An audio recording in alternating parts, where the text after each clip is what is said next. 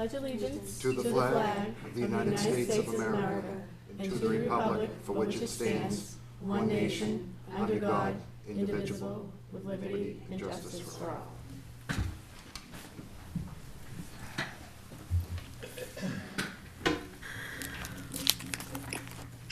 Okay.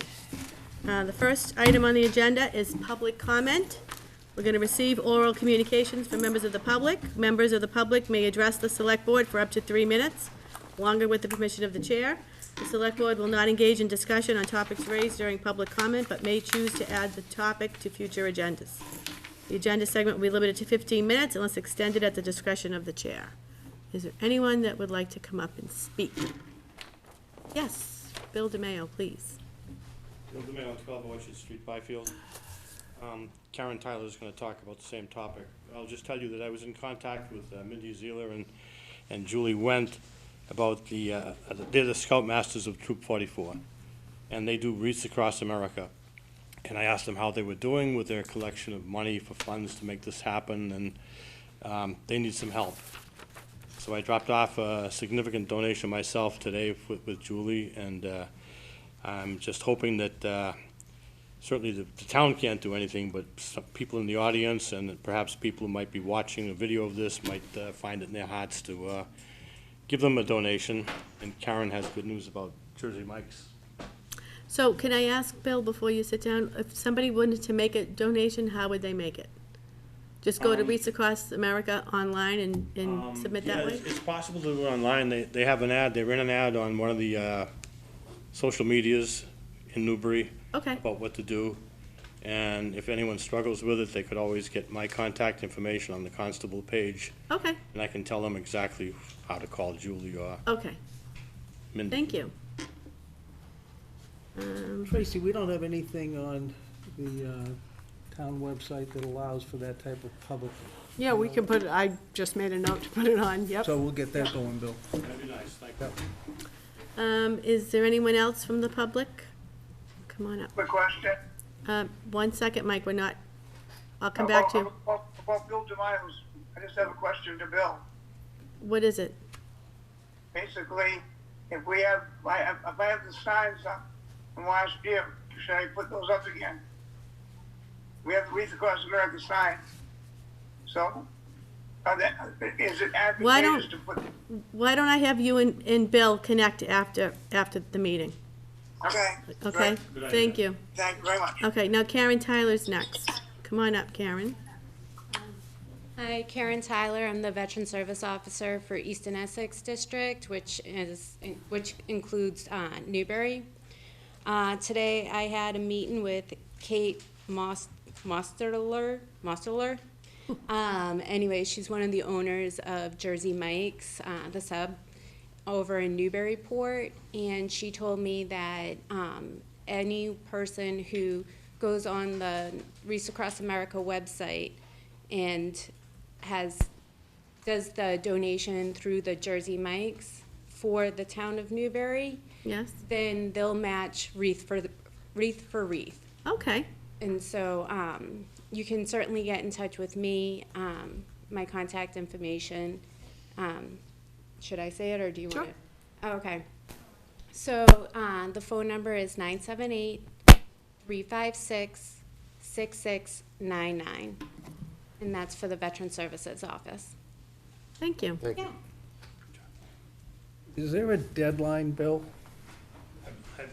to I receive? believe that they need to collect the funds by November 29th, is what I read on the. So that's social the media. that's Right the around the corner, crunch. you know? Because I have to order them probably, right? Yes. Okay. Is there anyone else from the public that'd like to address the board? Okay, seeing none. I have the report of the chair. I signed the PR 2210 for the select board payroll and the PR 2210 for Julie O'Brien. Grants, gifts, and donations. We have a Council on Aging donation from the Friends of the Newbury Council on Aging. Motion to accept. Second. Any discussion? Yes, just, Yes, do Jerry. you want to mention how much, because it's a rather large donation? It's a $12,000 donation. Cindy Currier from the Council on Aging is here. Did you want to speak a little bit to that donation? That's significant for us. It is Cindy Currier, Director of the Council on Aging. The Friends' purpose is to raise money to help us with our programming. And they have made a significant donation to us to be used for programs. And we are starting with things like our holiday party. We have a lot of exercise programs, different things that we're working on. And we're very grateful for the donation. Well, Awesome. thank you. Awesome. That's great. Any- Make a motion to send a letter of thank you, please. Let's finish the first, we have to accept the grant first, Mike, okay? Okay, thank We you. have to do a roll call vote. J.R. Colby? Yes. Doyle? Yes, Jerry Heavy? Yes. Jeff Walker? Yes. Alicia Greco, yes. Selectman Doyle made a motion to send a letter of thank you to the Friends. Second. Any discussion? All in favor? J.R. Colby? Yes. Mike Doyle? yes, Jerry Heavy? Yes. Jeff Walker? Yes. Alicia Greco, yes. We also have another donation, well, we have a grant for Coastal Trails Coalition from the Parker Street Trail Project for $27,500. Motion to accept. Second. Second, discussion. Martha Taylor, our planner, is here. She's gonna speak to you a little bit about this grant, as to what it is and blah, blah, blah. Thank you, Martha. You're welcome. Martha Taylor, Planning Director. So as the board may recall, the beginning of this year, the board voted to accept a grant of $10,000 from the Coastal Trails Coalition that was going to be part of our match towards a Mass Trails grant that we were applying for at the time. Unfortunately, we did not get the grant. They had an extraordinary number of grants this year, grant applications. Ours was very strong, but just didn't quite rise to the top. So we've been looking at alternative sources of funding to actually fund the permitting, design and permitting of the extension of the trail from the Parker Street trailhead to the Newburyport municipal boundary. Coastal Trails Coalition is receiving some additional funding, which they are proposing to grant to us in the sum of $27,500. And that would go towards completing the design and permitting portion. We will then be following up with a grant application for the construction funding with Mass Wonderful. Trails. Wonderful. But this has to come first, right? Yes, yeah. Yes. And So- this is for permitting. For design and permitting, so 100% design, permitting, public outreach, and bid services. And this will put us in a very strong position for the construction grant because we'll essentially have a shovel-ready project. So we've already talked to, we're exploring funding sources right now, Mass Trails and other sources for the construction funds. Great. Martha, does that mean that, like, the fence at the cemetery is gonna be moved in? That would be moved back because it's actually And they've encroaching got on the right drainage of they gotta way. deal with in there? Yes, yep, and there's some Now, wetlands Eddie there. Hill is responsible in front of his property? He's doing the portion in front of his property, and Newburyport has already done the portion, in front of Kelly's. So, these are kind of the last two pieces to complete the entire loop. I'm through the city. smiling because when we used to just worry about a few cars parking there, who'd have thunk that it would have been this years ago? When was that, 10 years ago? Quite a while ago, Oh, gosh. yeah, yeah. We were worried about how we were gonna situate cars at that trailhead, because we were thinking it could get, very popular, and it's right on the crest of the hill. So, and that was, were we in the old town hall, right? I think we were, when we started that, Yeah. yeah. So now we have a walking connection, and that goes through the courthouse? So it's actually, I don't know if any of you saw the presentation, the public meeting that Mass DOT did on the 10th for the resurfacing of Route 1 through Newbury up through Salisbury, and part of that includes improvements to the rotary. So the trail is actually going to go across State Street, where that crossing is right now, and then go down in front of Pomodori, go back up Route 1, and then there's going to be a signaled crossing going across. It's gonna go, people going into Pomodori's are gonna have people crossing in front. There is going to be I've already asked that question, Hello there. but that's the current plan. Okay. I have a motion and a second. I have to do a, Madam Chairman, I have my hand raised. oh, yes? Could you ask Martha, if that meeting is on Zoom or there's a link to the meeting, because I read in the paper, that's gonna take till 2025 to have that whole rotary redone.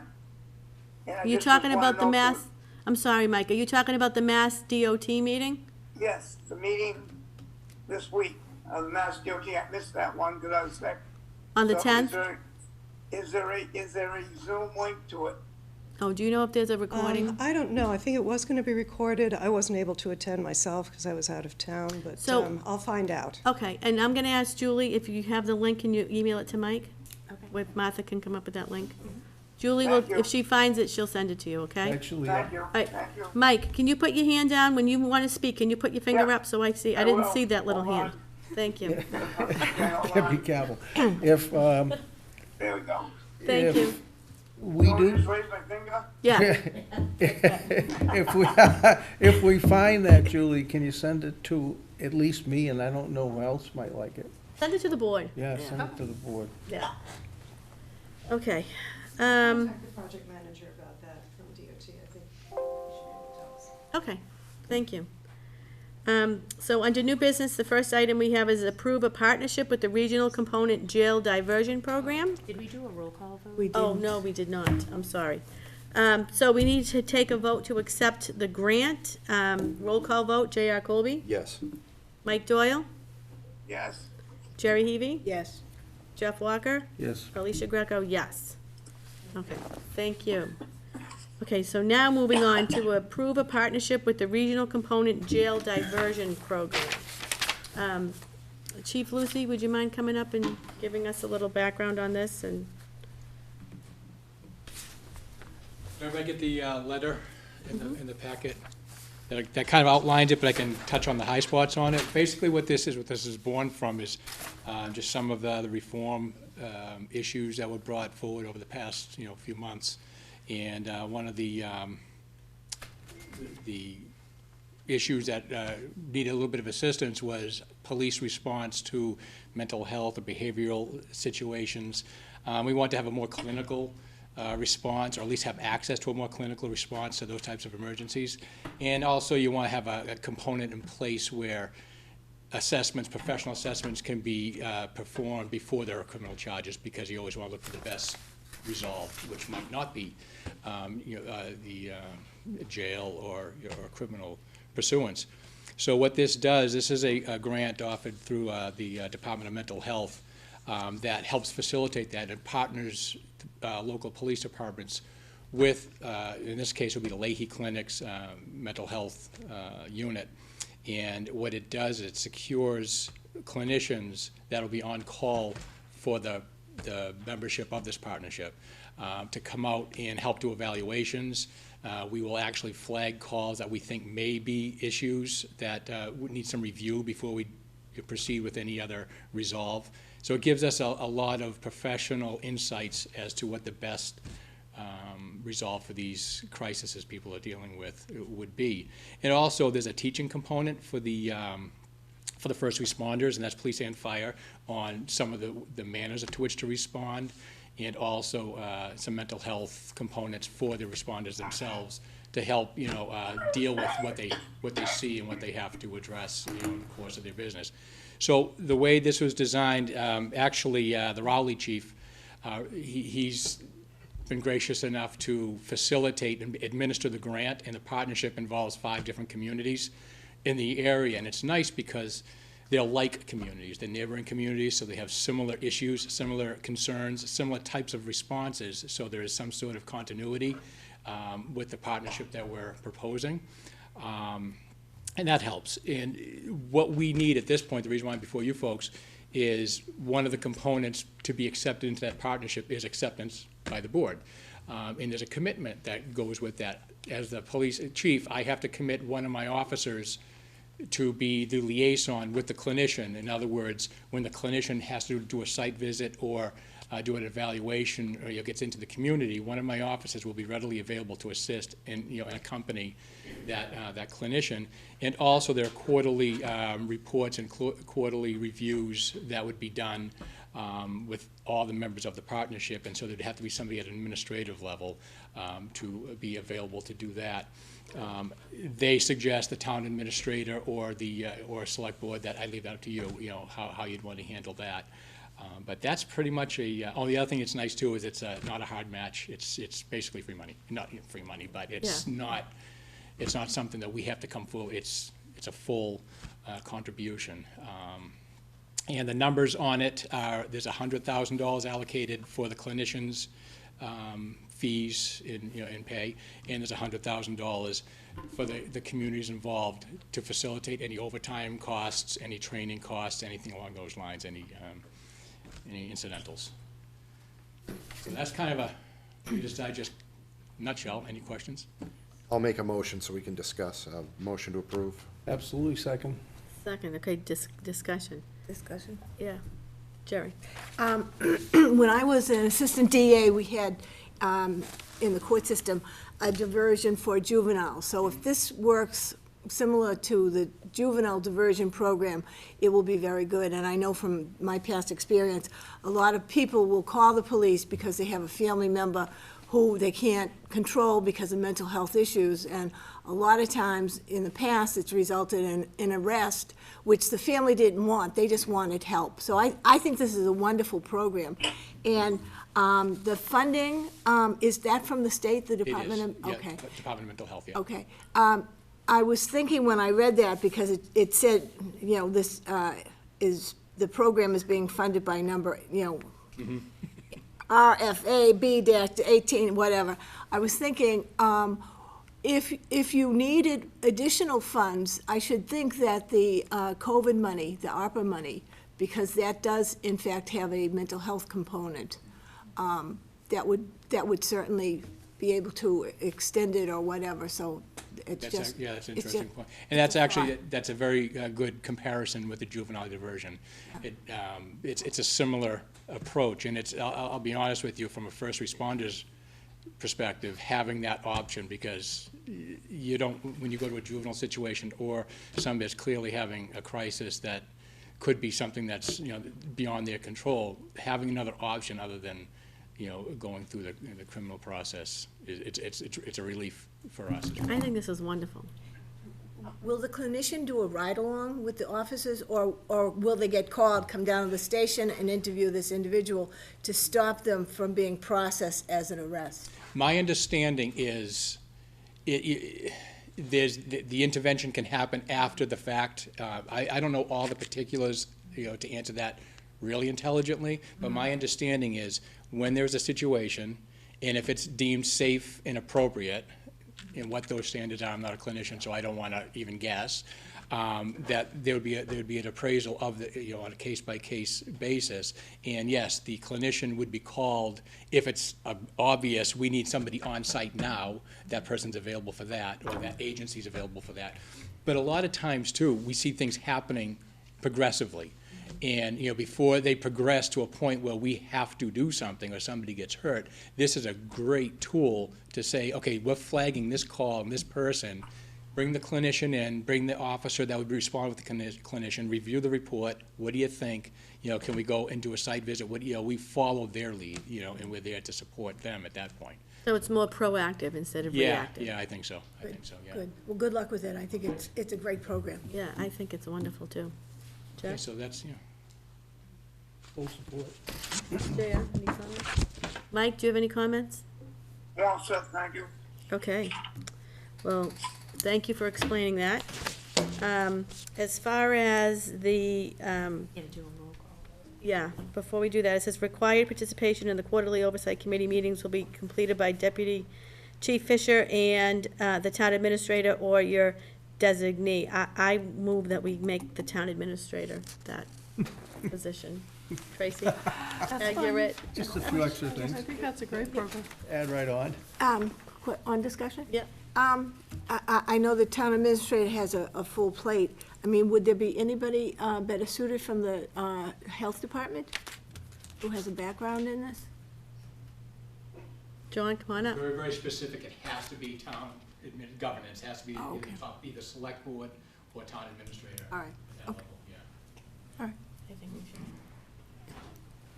Okay, so, Happy to do it. Thank you, Tracy. Thanks, Julie. Okay, roll call vote. J.R. Colby? I have my hand Oh, up. okay, Mike, go. Sorry. Sorry. It's like if the town administrator is too busy, I'd be glad to volunteer my time to look in this, because with my pharmacy background, I think I could help. I'm just putting it out there. I'm just worried about, your health and What? not making meetings and, You know something, my health is my concern. I know, but, Well, what Tracy already said she'd do it. yeah. Okay, thank you Thank for you, that Mike. offer, Mike, thank you. Okay. Okay, so all in favor? J.R. Colby? Yes. Mike Doyle? No, Jerry Heavy? Yes. Jeff Walker? Yes. Alicia Greco? Yes. Okay, next on the agenda is to approve a business license for James Sullivan at the Rusty Can, Motion to 60 approve. Spruce Street. And is there a second? Second. Excuse me, Second. point of order? Don't we just voted for the designation as the TA, but we didn't vote, The whole thing? to approve it. I I think we may need My that. intent was to wrap it all into one vote, But that's but we right, can vote do it again. separate, we Okay. can vote Yeah. again. All right, so we approved the town administrator, now let's approve the grant, or the partnership, Motion to accept. A Second. motion to Second, okay. Roll call vote, J.R. Colby, Yes. Mike Doyle, yes, Jerry Heavy, Yes. Jeff Walker? Yes. Alicia Greco, yes. Okay, now we have approve a business license for James Sullivan Rusty Can. Motion to approve. Second. Any discussion? Roll call vote, J.R. Colby, Yes. Mike Doyle, yes, Jerry Heavy, Yes. Jeff Walker, Yes. Alicia Greco, yes.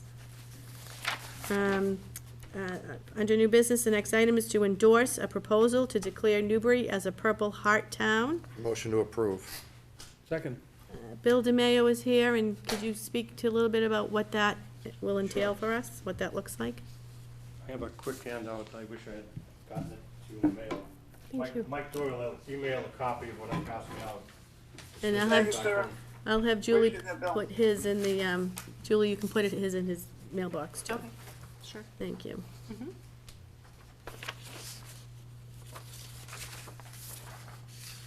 Thanks, Bill.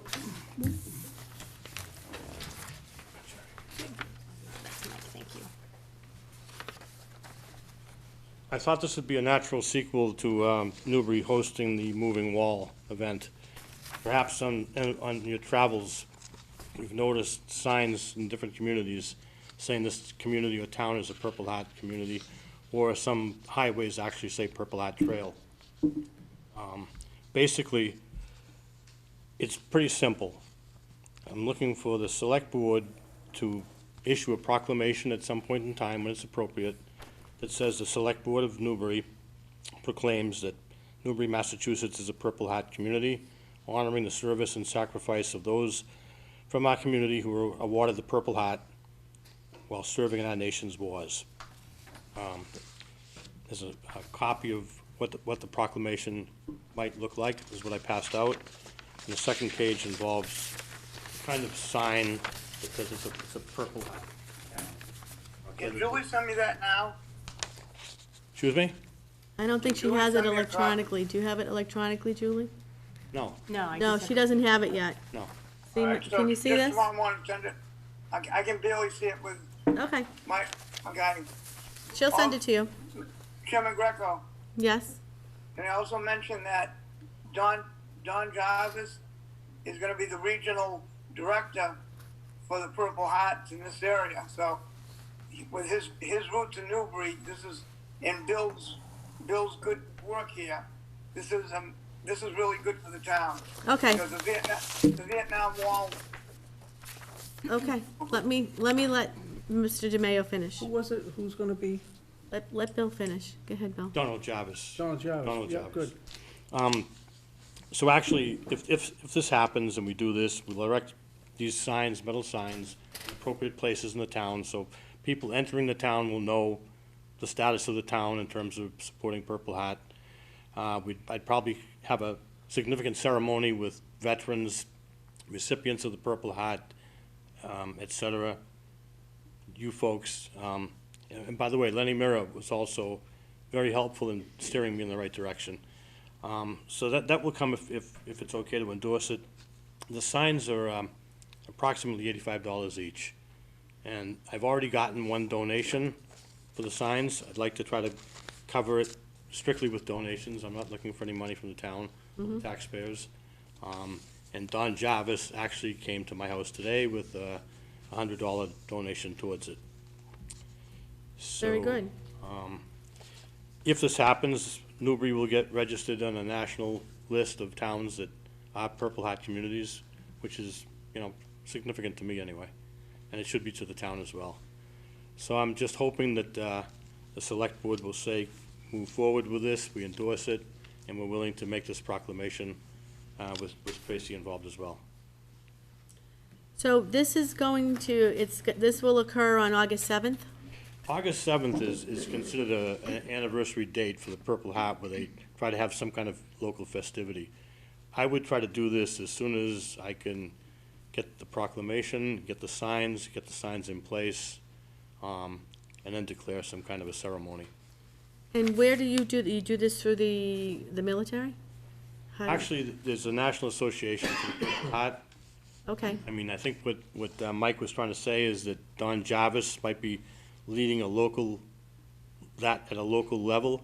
Right now, I'm working with someone who lives close to Springfield, Massachusetts. okay. The national person lives in Connecticut. I've had discussions with him already. It's a very simple process to do. Okay. Are there any other communities around here that are Purple Heart communities, or will we be the first? No, there are different communities. I think Karen probably knows them better than I do.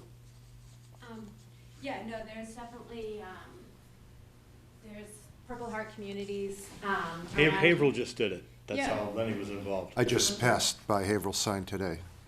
Exactly, and so, and so I'm here today because I fully support Bill in this initiative, and so I just wanted to, back him up and let him know that he has the backing of, the entire district and the veterans of the community. In fact, I'm hoping to do this with other towns within the district, and so this is something that, is a great honor to be part of that program that we have, across the nation and stuff, so. I move to have the chair or her designee read this proclamation and vote on it tonight. Okay. Selectman Doyle has his hand up. Mike? Bill, how much money do you need for the signs? Well, I think, Mike, I already said the signs are about $85 each. And how many How much signs? I'm not sure how many signs, I'm not sure how Signs many, do you need?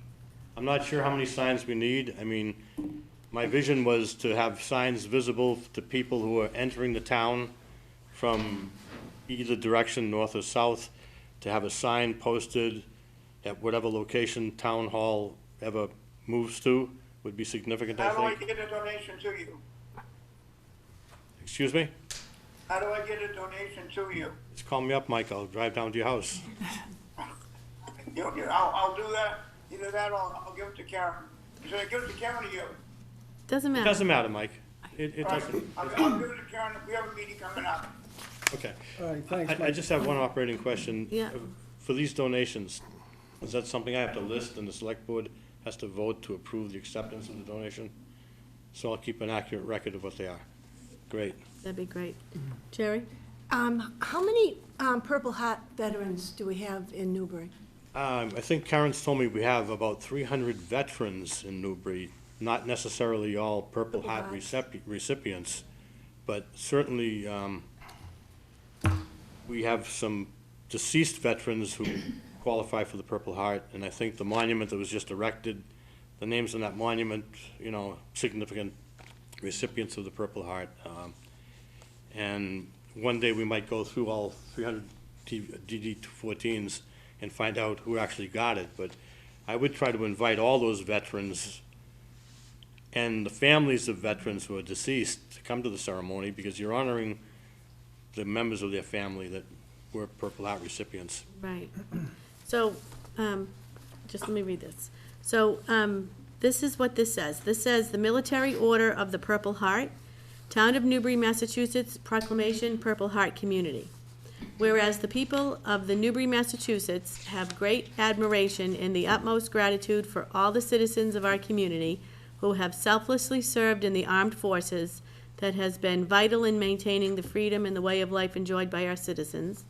And whereas citizens of our community have been killed in action while serving in the armed forces and have been posthumously awarded the Purple Heart for their ultimate sacrifice, and whereas citizens of our community have been awarded the Purple Heart for their bodily sacrifice of being wounded by the hand of the enemy while engaged in combat, and whereas the Purple Heart is the oldest American military decoration and was created as the badge of military merit, made of purple cloth in the shape of a heart with the word merit sewn upon it, on August 7th, 1782, in Newburgh, New York, by General George Washington, then reestablished as the Purple Heart on February 22nd, 1932, by General Douglas MacArthur.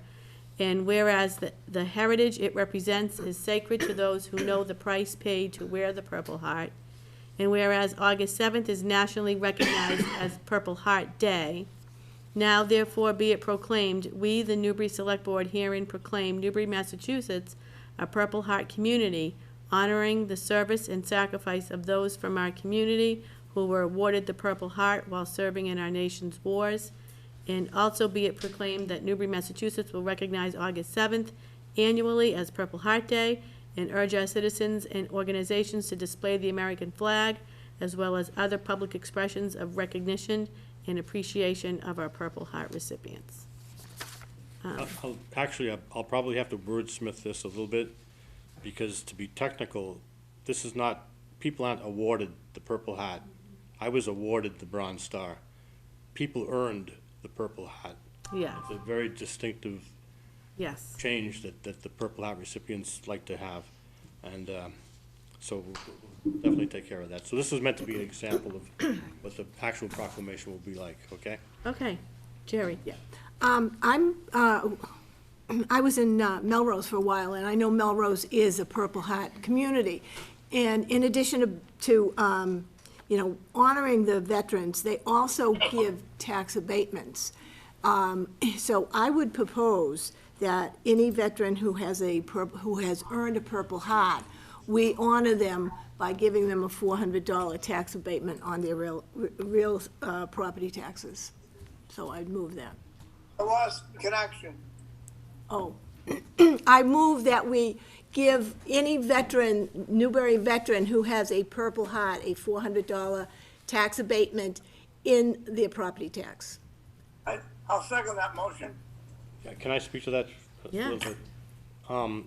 I think if you look at Massachusetts, it's very clear that kind of exemption of $400 is available if you've been designated to have a percentage disability from the VA. So I think if you just try to deviate from that to say a recipient of the Purple Heart should get this abatement, you may be in difference to what the laws say, okay?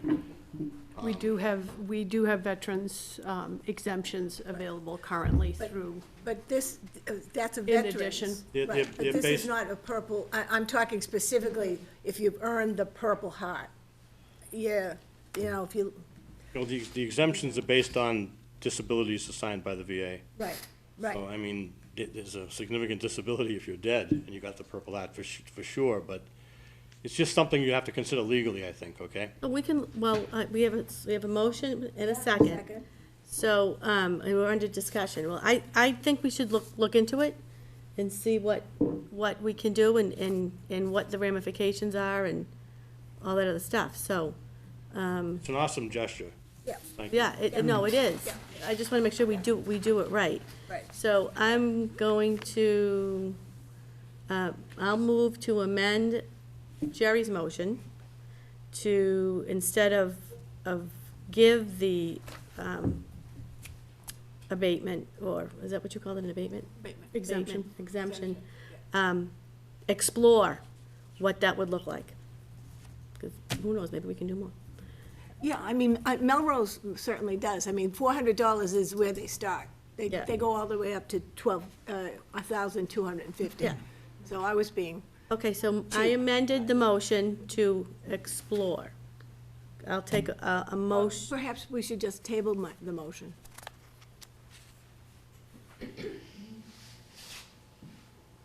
I mean, you're gonna do a little work, you'll look into kind of the ramifications of how to do it, and Tracy can, so maybe we should just table it until we get a little more information. and All then right, bring so it up my again. motion, I didn't get a second, so that fell flat. Oh, That's okay. Well, Jerry, if you You're want- moving to table No, it. no, and Jerry- Second. Jerry- He'll second it. Okay, So now we have a motion to table in a second. yep, Roll call vote. J.R. Colby? Yes. Mike Doyle? Yes. Jerry Heavy? yes. Jeff Walker? yes. Alicia Greco? Yes. But I think if we're gonna table it, Bill should maybe, and Jerry, kinda, check into it too, and Tracy, look into it. It's funny, my dad was in World War II, and he was shot down 3 times, never said a word. So anything, I had to get what he did in the service out of his friends when they came to visit, so things like this that we do in our communities, I am all for them. Okay, thank you very, very much, Bill. Thank you very much. Okay, so next item on the agenda is to accept the OpEB Trust document and designate the treasurer as trustee. Motion to accept? I'll second that. Isn't Diane gonna read all this? Diane, All 19 pages. I'm hoping you can summarize. I can. Diane Doyle, Treasurer for the Town of Newbury. Basically, the document that you have before you is a follow-up to the Springtown meeting, during which the town voted to re-adopt Mass General Law, Chapter 32B, Section 20, to establish the OpEB Trust and separate the funds from those of the municipality. The Declaration of Trust document that you have in front of you serves to formalize the contributions and earnings designated and reserved for those retiree benefits, again, as separate and apart from the municipal finances. It establishes the trustee as the treasurer of the town and provides procedures for appropriating into and out of the OpEB fund. This particular document that you have before you was provided to us by Bartholomew and Company, who are investment advisors to the town of Newbury. It was also reviewed by town council as amended for the town of Newbury and requires the board's adoption here tonight. So I'll entertain a motion to adopt. We have it. We already did that? Okay. Any discussion? This is, my discussion would be, this is definitely at a level that we would leave to folks like Diane and Oh, yeah. Tracy and all the people that manage our town finances, because this is a little bit beyond the scope. Yeah. Brief question. Yes. The benefits, they really don't spell them out, but it's primarily health benefits, is it not, for the retired? Yes, primarily the health, Retirees. yes, primarily health insurance benefits. And that, my understanding, it's a huge liability right now. As of our most recent updated valuation conducted on June 30th of 2021, it's just a little over $6.5 million. That's owed in it. That is considered what the OPEB liability. our liability is for those retirees designated that would potentially receive those benefits in the future. And that's, Outstanding and balance. that's yearly, 6 million yearly? No, No, no. total. Total, okay. Actually, that's not, that's, I thought it's we down, that's down. worked It's that down. down Yeah. Right. Yeah, we worked it down. substantially. I can remember, A majority of communities. well, I can remember Face the same years issue. ago what Yeah. that figure was, so, Yeah. nice going. The establishment of the trust itself helps to reduce that liability because it makes those funds separate from those of the municipality. This is the right path we need to be on to meet that obligation. So, okay, Roll call? roll call vote. J.R. Colby? Yes. Mike Doyle? Yes. Jerry Heavy? Jeff Walker? Yes. Alicia Greco? Yes. Thank you, Diane. I think also before you is a copy of our OPEB investment policy that I'm required to bring before you because there's been a change. It's not something that the board has to adopt, but there's been a change in the investment strategy. and I thought I could just take a minute to explain why we've changed our investment strategy in that. Please do. Okay, so in 2015, when we first established the OpEB fund, we decided to start off with a 60-40 split in terms of our approach towards, potential growth in the OpEB fund. And the idea behind that was that we wanted to see those funds start to gain earnings, with the understanding that at some point in the future, we would move towards a more aggressive 70-30 model, having those investments in there so there would be less risk of the principal, so that we could really take advantage of these long-term funds and really try to plan for more growth. So I just bring it to you because there is a change in the strategy. We've moved it to a more aggressive model.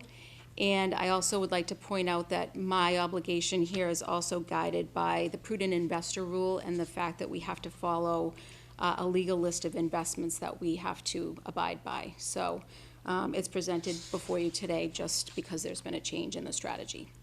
Thank you. We don't need to accept it, right? Yeah. Okay. Well, thank you for bringing that to our attention. Thanks. Thanks, Diane. Thank you.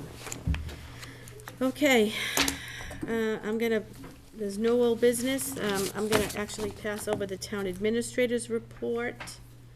Now we have a letter regarding Martha Leahy completing the standardization curriculum of law enforcement for the core chaplaincy training course. John, I was hoping you could speak a little bit to that, to us, please. Thank you.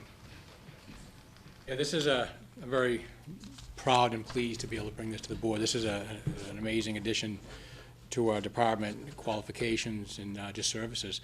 We've always had a chaplain and shared the chaplain. Does an amazing job. He's still on the list of being the chaplain. But what we've recently acquired is Martha Leahy, who she was a pastor for 10 years of experience with special focus on issues of substance abuse, homelessness, and food insecurities. So she's got a lot of real-world specialties right now. And, she is an ordained minister, and what that brings to the community is support in times of crisis. And we've already utilized her with some unfortunate incidences that have happened over the past few months, tragedies with families, where you can have Martha come in and be the liaison with, with the families or whoever the afflicted are and us, and, whether it's fire, EMS, or other agencies, other state agencies, assistances, whatever. It just takes a lot of pressure and, and offers a lot of guidance to people that, need to, going through some really hard times. So we're really lucky to have her. She's been a resident in Newbury for 30 years. She's actually served on some boards, so she knows the community, she knows the people. And she just recently got the certification for a law enforcement chaplaincy. So what that brings is everything I've mentioned, but it also brings some support within our ranks, in the first responder ranks. So the training was very, very, in her words, strenuous and eye-opening, some of the stuff that she was exposed to. So it's given her all kinds of insights on what first responders may need for support, with some of the stuff that they do, and that's fire, EMS, police, anybody. And in this case, maybe Board of Health Agency, the way things are going. But, she's got a lot of experience, she's got a big heart, and she's available, and I'm very proud of her, and I'm very glad that we can bring this extra service to the town. No, I'm thankful that she brought this to us. Mike? Chief Lucy, Yes, sir. before this, wasn't there a chaplain from Raleigh that helped? Yes. Yep. Reverend Bob, we called him. Yep. I would like you to send him a thank you note for all the years, because I know he's been there for us for a number of years, and I just think a thank you note to him, because he was a great guy. He's still with us. He's not going anywhere. Oh, so this isn't a replacement? This is an addition. Okay, so I apologize. Okay. I take back my apology. Yeah. You're gonna give him a heart attack. I don't want to send him that letter. I'm gonna send him that letter. Don't want to do that. Okay. Thank you, Chief. Okay. You're welcome. Jerry? I'm just unclear. Is she also functioning as a police officer? No, Or- no. Okay. She's actually so my she's- administrative assistant. Okay. Yeah, this is just an extra, she'll never, no law enforcement, she's support, Okay. civilian support, that's it. Okay, to the police officers and for the families of us, let's say. Yeah, more so, suicide- yeah, more so to the community, yeah, yeah. Thank you. You're welcome, thank you for hearing this. Thank her on our behalf. Absolutely, thanks, John, thanks. You're welcome. Thanks to Martha. We got a letters from the Mass Division of Marine Fisheries with the normal shellfish closures. We got a letter from Sarah Seabury Ward, just following up with the words that she spoke during the November 9th Select Board meeting. We have a review of meeting minutes. Motion to approve. Second. Roll call vote. J.R. Colby. Yes. Mike Doyle. I gotta make sure I was at this one, hold on a second. November 9th. Was I sick or was I present at this one? I was You present. left early. So yes, I'm good, I'm You, good. you're Good, yes? good. You're a yes? Yeah, I just Okay. gotta make sure I was there. All right. Jerry Heavy Yes. and Jeff Walker. Yes. Alicia Greco, yes.